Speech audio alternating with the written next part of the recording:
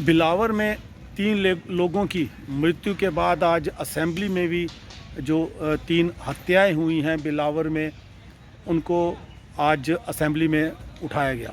सियासी कारवां कभी नहीं रहा, ना मैं कभी सियासत में रहा हूँ। संसद यहाँ पे असेंबली में आया हूँ, नया हूँ। हो सकता है बड़ी बार मेरे से कुछ गलतियां भी हों, लेकिन कुछ बोलूंगा तो ही पता चलेगा कि गलत क्या है और सही क्या है। करेक्ट करने के लिए मेरे भाई भी बैठे हैं और यहाँ पे भी बैठे हैं। एक चीज सर, मैं आज पूरे हाउस से पूछना चाहूंगा, हमारे यहाँ पे जितने इंसिडेंट हुए, क्या मैंने उसके मसले यहाँ पे नहीं उठाए? अगर मैंने मक्खन दीन का मसला उठाया तो हमारे बिलावर में जो हत्याएं हुई मैंने उनका मसला भी उठाया। हमारे वहां 5 जवान शहीद हुए, उसके चर्चा भी मैंने यहाँ पे की। हमारे बसोली में एक नौजवान बच्चे की डेथ हुई, मैंने उसके ऊपर भी यहाँ पे चर्चा की। और मैंने इस हाउस में बोला है कि कहीं ना कहीं सिक्योरिटी की यहाँ पे नाकामी रही है। हाउस में कोई भी एक आदमी बोल दे कि मैं झूठ बोल रहा हूं, मैंने इन मुद्दों पे बात नहीं की है, एक बार बोल दे। जिन लोगों की डेथ हुई है वो मेरे रिलेटिव हैं सर। मेरे उनके साथ कंटिन्यूसली जब से वो बात हुई है, जब से वो किडनैप हुए हैं, जब से वो गुम हुए हैं, तब से मेरी कंटिन्यूसली उनके साथ बात होती रही। एसएसपी साहब के साथ मेरी बात होती रही, एसएचओ साहब के साथ मेरी बात होती रही। एक पहले दिन जिस दिन मैंने मुद्दा उठाना था, उस दिन हमारे बड़े भाई साहब बिलावर से जो एमएलए है उन्होंने उठाया। मैं समर्थन करता हूं उनका, मैं शुक्रगुजार हूं उन्होंने उठाया। बाहर जाके मीडिया में जब ये बात हुई, मैंने उनका भी नाम लिया कि उन्होंने ये मुद्दा उठाया है, मैं उनका शुक्रिया अदा करता हूं। उनकी डेथ हुई, असेंबली से जाने के बाद मुझे पता चला कि उनकी डेथ हुई है। मुझे उनके घर से कॉल आती है, मैं उनसे मिलने के लिए जा रहा था। उन्होंने मुझे बोला कि हम डेड बॉडी लेके बिलावर हॉस्पिटल आ रहे हैं, बिलावर चले जाइए। मुझे अगर वहां दंगा फिसाद करना होता तो शायद मैं अपने साथ 4-5 गाड़ियां लेके जाता, बहुत लोगों के लेके जाता, लेकिन मैं अकेला गया था। स्पीकर साहब प्लीज मेरी बात ध्यान से सुनिएगा। स्पीकर साहब मैं आपको एड्रेस कर रहा हूं। स्पीकर साहब मैं आपसे बात करना चाहता हूं, मैं चाहता हूं कि आप मेरी बात को सुने।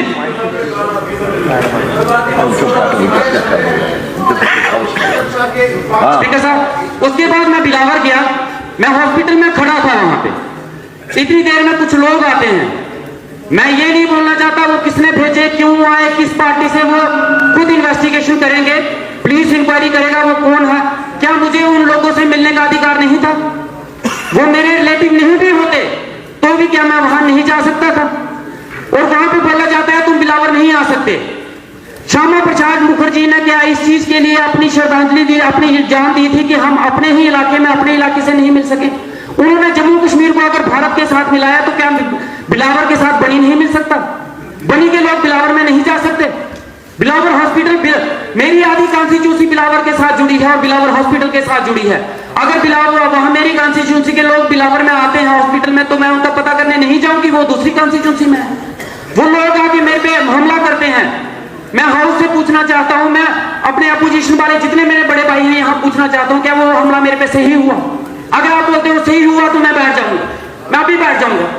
मैं चाहूंगा कोई इन्वेस्टिगेशन ना हो, ठीक है, मैं मान लूंगा मेरे पे जो हमला हुआ वो सही। एक भी आदमी बोलते कि वो मेरे पे सही है, लेकिन फिर उसके बाद यही लोग जब श्रीनगर जाएंगे, इनके ऊपर हमला होगा तो फिर ये भी एक्सेप्ट करेंगे इनके ऊपर जो हमला हुआ वो भी सही है। फिर ये भी कड़ी निंदा ना करें उस हमले की। फिर उसके बाद अगर इनके ऊपर हमला होगा, अगर इनके ऊपर हमला होगा तो सर हम भी उसकी निंदा करेंगे, हम भी उसकी निंदा करेंगे, मैं भी उसकी निंदा करूंगा कि इनके ऊपर जो हमला हुआ, किसी के ऊपर भी जो हमला हुआ वो गलत हुआ। क्या मेरे ऊपर जो हमला हुआ वो सही था? मैं जानना चाहता हूं जो मेरे पे हमला हुआ वो सही था। और मैं आपके माध्यम से जानना चाहूंगा कि डीजी साहब ने उसके ऊपर क्या कार्रवाई की है। और हमारा जो पहाड़ी इलाका,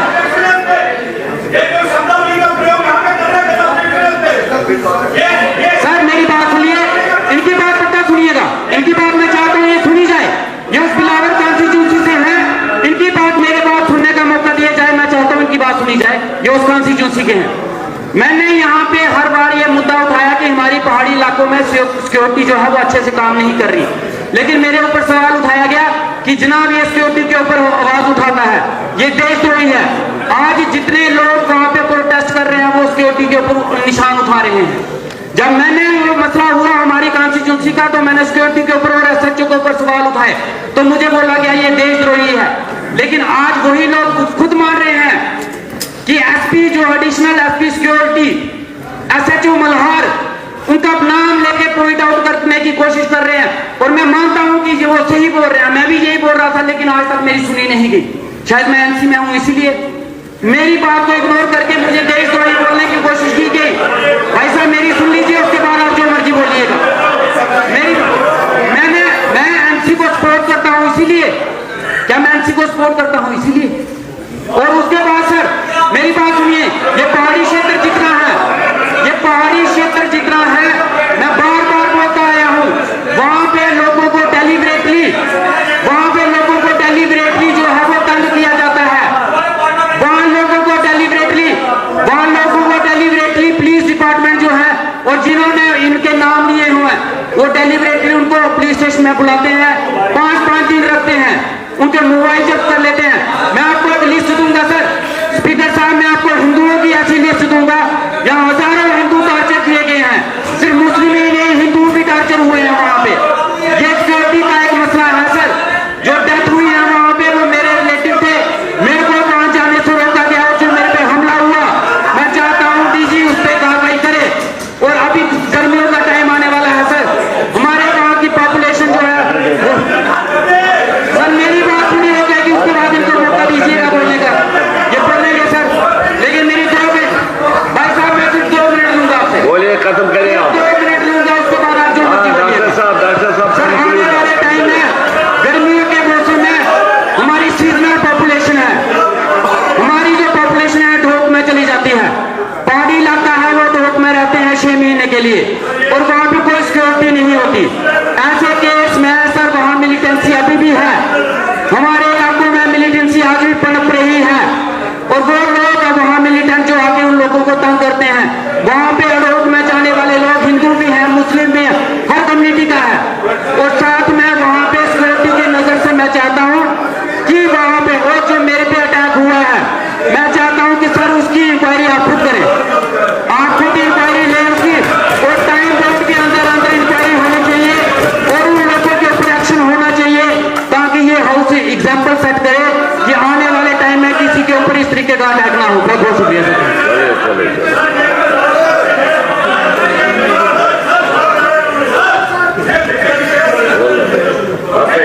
आप बैठे ना, बाकी लोग बैठो नीचे। आप 10 लोग इकट्ठे खड़े हो जाए तो किसकी बात हो? बताइए क्या बताए। शुक्र है कि आपका ध्यान हमारी तरफ आया, ये आंखें इधर भी आई, बहुत अच्छी बात। सर ये जो यहाँ पे प्रश्न उठा, ये आदमी ऑनरेबल एमएलए साहब अभी कह रहे थे, मुझे एक बात बताइए, अगर इनके रिश्तेदार थे, अगर ये ठीक है, अगर इनके रिश्तेदार थे, आज उनका ग्रेजुएशन हुआ है, क्यों बोलिए वहां पे राजनीति की रोटियां सेकना बंद करें साहब। मैं आपसे कहना चाहूंगा, ये